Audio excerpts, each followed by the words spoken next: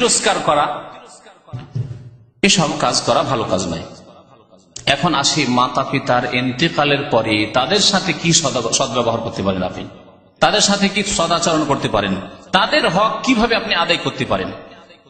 এই ক্ষেত্রে কয়েকটি হক আমি বর্ণনা করব যা হাদিসে রয়েছে। নবী করিম সাল্লাল্লাহু আলাইহি ওয়াসাল্লামের একটি হাদিসে 4টি হকের কথা উল্লেখ করা হয়েছে।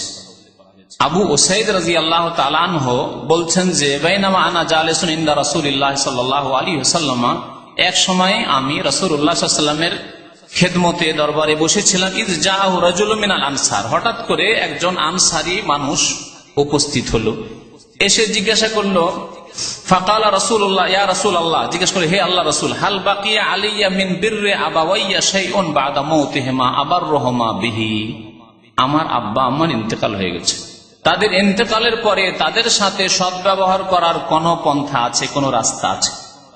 ইন্তেকাল হয়ে গেছে। কালা নাম, নবী করিম সাল্লাল্লাহু আলাইহি ওয়াসাল্লাম হ্যাঁ।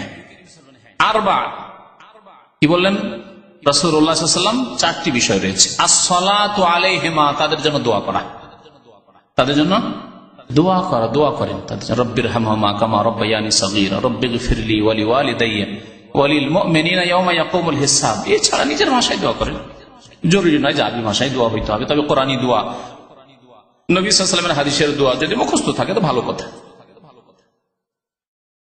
কারণ এগুলি ব্যাপক অর্থ বহনকারী দোয়া। আর কোরআনের বরকত, নবী সাল্লাল্লাহু আলাইহি ওয়াসাল্লামের মোবারক জবান থেকে যেসব দোয়া বেরিয়েছে তার বরকত রয়েছে, সেজন্য সেই দোয়াগুলি মুখস্থ করেন। কিন্তু আল্লাহ পাক তা ফরজ করেননি। আপনার উপরে যেটি দায়িত্ব হচ্ছে, ফরজ দায়িত্ব, তা হচ্ছে মাতা পিতার জন্য যে কোনো ভাষায় আল্লাহর দরবারে দোয়া করা। ওয়াল ইস্তিগফারু লাহুমা, এবং তাদের জন্য মার্জনা কামনা করা। যতই সৎলোক মনে হোক না কেন, আপনি ভাববেন না যে আমার আম্মা এত নেক মানুষ ছিলেন, আমার আব্বা এত নেক মানুষ ছিলেন, আবার তাদের জন্য আল্লাহকে বলবো আল্লাহ তুমি ক্ষমা করে দাও, কি বা গুনাহ আছে তাদের?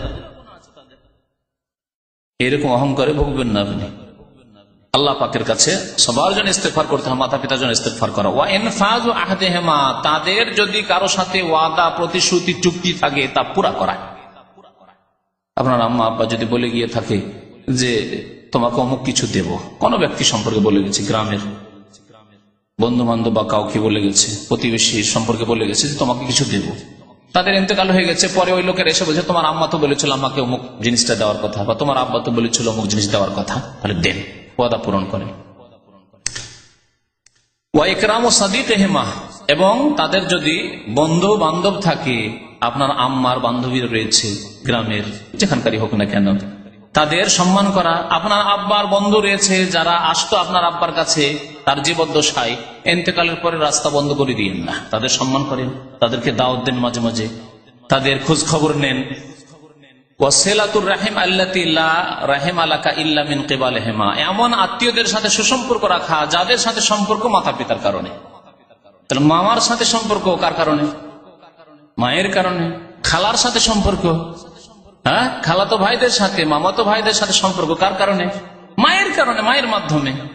চাচার সাথে সম্পর্ক, চাচাতো ভাইয়ের সাথে সম্পর্ক, ফুফুর সাথে সম্পর্ক কার জন্য? বাবার জন্য।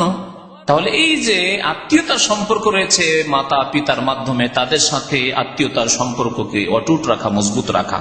ফাহুয়াল্লাযী বাকিয়া আলাইকা মিন বিররিহিমা বাদা মাউতিহিমা, এই সব কাজগুলি মাতা পিতার ইন্তেকালের পরে তোমার উপর অবশিষ্ট থেকে গেছে, এই দায়িত্বগুলি তোমার উপর থেকে গেছে।